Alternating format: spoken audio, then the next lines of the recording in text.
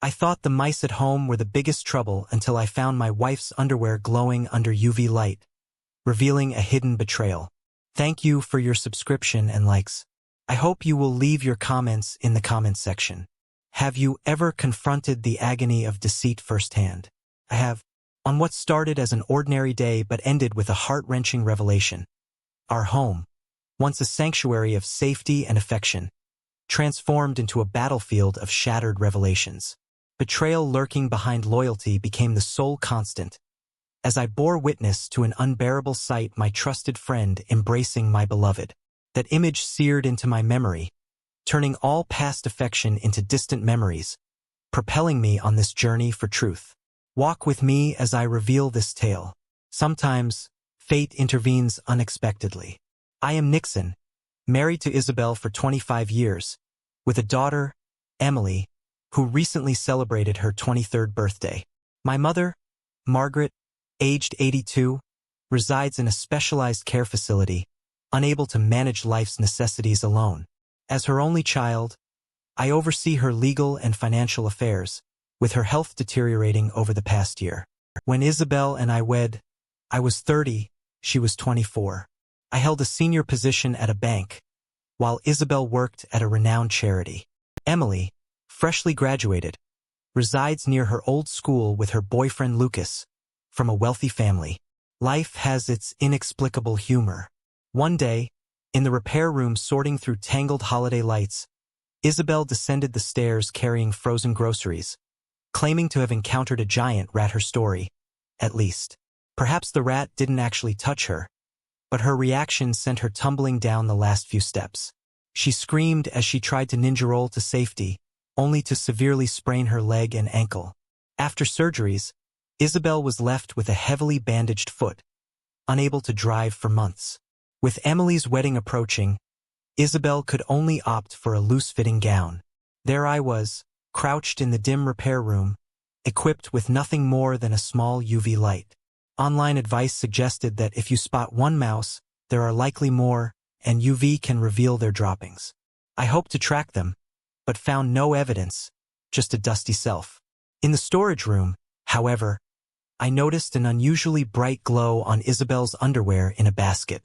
It was time to investigate this online. Curious if vomit would look different under UV, I hesitated, not eager for the answer. Discoveries revealed that semen stains or evidence of sexual activity are glaringly clear under UV. I perspired, dizzy, my stomach churned. Keeping calm was key to avoiding nausea. Could those stains be from our recent intimacy? No, we hadn't been close since her injury. Emily, visiting often to assist with chores and shopping, seemed tense, her body language betraying stress, likely due to her impending nuptials. The size difference between her and Isabel confirmed it was Isabel's underwear, recently worn. I bagged it, dated it, and stored it in the garage, amidst TV news footage for documentation. I bought more underwear to replace what I took, careful not to raise suspicion. I purchased a unique desktop clock with recording capabilities online, and it arrived at my office. Convincing Isabel to use it was easy, given her old clock's frequent issues. I planned to place it before Isabel slept, ready for the next day's revelations. The audacity of their affair was shocking. Isabel's meetings with Alexander at least twice a week were evident.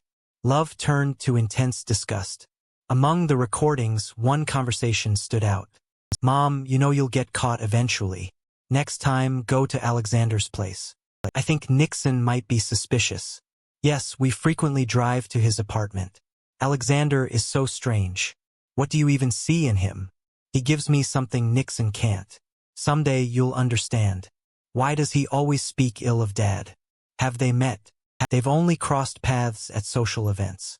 You don't always defend Dad either. I guess you're right. Will this end? What about his wife? Why not divorce Nixon?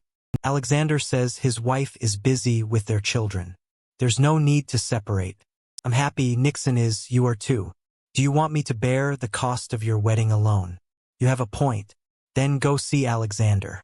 I strategized how to hide the device during their encounters at Alexander's apartment. I documented the times and focused on DNA from a discarded coffee cup. I sent off a piece of stained underwear and some of Isabel's hair for testing. Results were as expected.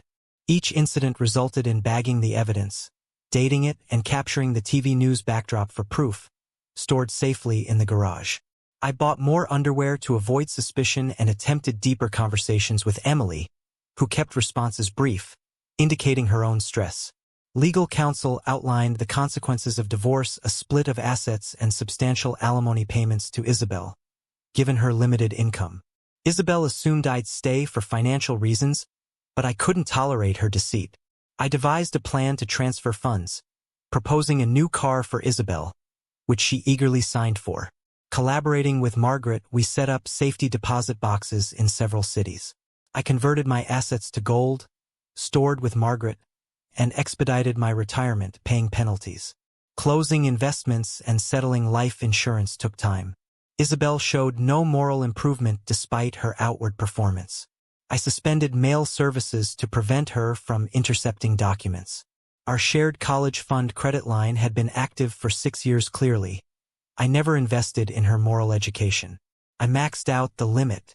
To avoid suspicion, I bought gold from dealers across cities, each purchase allowing me to set up more safety deposit boxes for Margaret. The finale drew near as Emily's wedding loomed less than 2 weeks away. With everything in motion, I packed my belongings. Each step was meticulously calculated yet steeped in despair. Old codes of conduct no longer applied. This was a battle of self-preservation against unbearable betrayal, redefining justice on terms Isabel wouldn't anticipate. Secret maneuvers. Gold hoarding it all unraveled the grander secret once considered a shared success. As night fell, Isabel's shock fueled my actions. Every hidden asset, every transferred fund, propelled me towards a freedom unshackled by marriage or societal expectations. My new dawn wasn't shadowed by regret, but illuminated by the light of regained autonomy. After multiple moves, our home appeared inhabited, with minimal cash left in our joint account. Bank statements were organized, and a lawyer appointment scheduled. 2 days hence, Isabel would receive the documents before her big event. My savings were insufficient for bills and mortgage. I collected 13 of Isabel's intimate garments, filmed them, ensuring the date and TV news were visible, uploaded the video, and integrated it into an email alongside the detective's report, audio clips, and DNA results. Emily arrived to take Isabel to her gala. My presence there was pointless. I was a stranger among them. Emily's response to my absence was swift and bitter. I had become the financier, no longer relevant. As they departed, I reported a stolen credit card and shut off my phone. A quick sale ad disposed of Isabel's car swiftly. Events escalated. Awaiting Isabel's reaction to the documents before her speech, her angry cries echoed through the phone, directing her toward Emily's car. At my computer, I unleashed my anger through emails.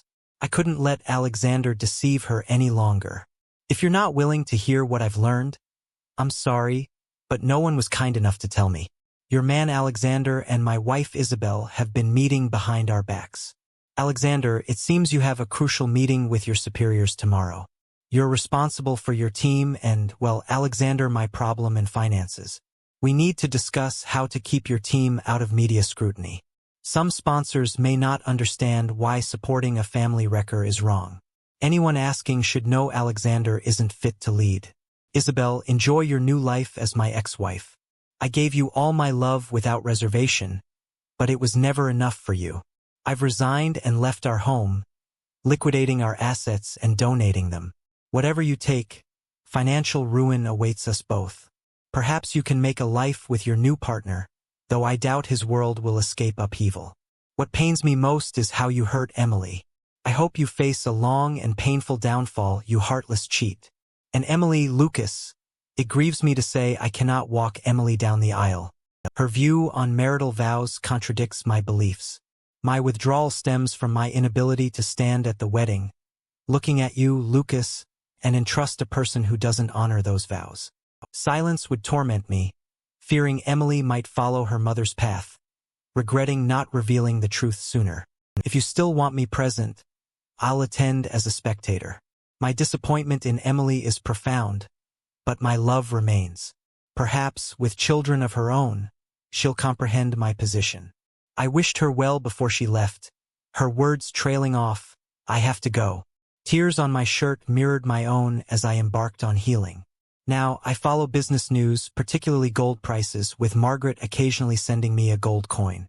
Isabel works nights at a convenience store, struggling to pay bills, and I face my own financial hardships. We might lose our house, but amidst the pain and struggle, Emily's apology and Margaret's coins remind me of kindness and second chances. Tracking gold prices is part of survival, but seeking what truly matters in the dance of light and darkness is paramount. I'm learning, perhaps healing. The future is uncertain, but I'm not alone, carrying hope and hard-earned lessons with me. Post-divorce, I reached an agreement with a charity satisfactory to both parties. Alexander is job hunting. His ex-wife is occupied with their children. Turns out there never were any rats in the basement. Someone played a prank, it seems.